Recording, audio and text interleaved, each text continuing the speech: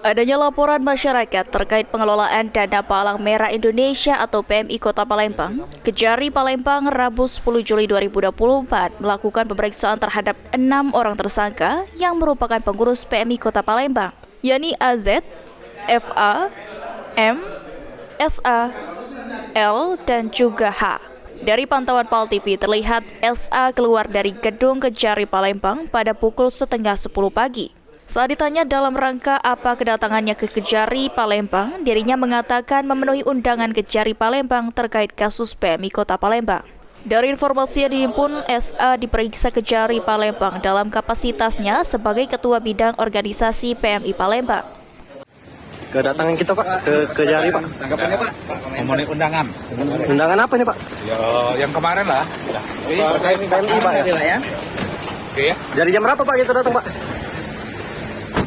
Sementara itu, pada pukul 12 waktu Indonesia Barat, mantan Kadinkes Kota Palembang berinisial L juga keluar dari pintu depan gedung Kejari Palembang sambil menelpon. L mengatakan dirinya juga turut hadir diperiksa sebagai saksi terkait dana hibah PMI Kota Palembang. Namun, ia tidak mengetahui lantaran dirinya tidak mengelola dana tersebut. Bu, tadi Bu, apa Bu yang kamu sampaikan ke Kejari? Ini kan cuma pemanggilan. Hanya masalah dana hibah aja. Terus? Hibah untuk PMI. Kalau saya tidak terlibat di dana hibah, karena saya kan bagian pelayanan kesehatan donor darah aja. Kita di PMI sebagai apa Bu? Di bidang pelayanan kesehatan sama donor darah. Tadi ada berapa pertanyaan dari penyidik Bu? Ya, nanyakan masalah dana hibah itulah dari mana sumbernya. Siap Bu. Gunakan untuk apa?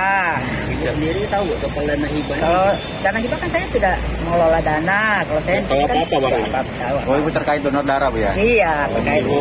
Ya. Dari jam berapa? Dari jam berapa tadi Bu? Jam berapa? Setengah 10. Setengah 10. Iya. Adapun L diperiksa sebagai saksi kapasitasnya sebagai Ketua Bidang Kesehatan dan Donor Darah PMI Kota Palembang. Lutfi, PAL TV.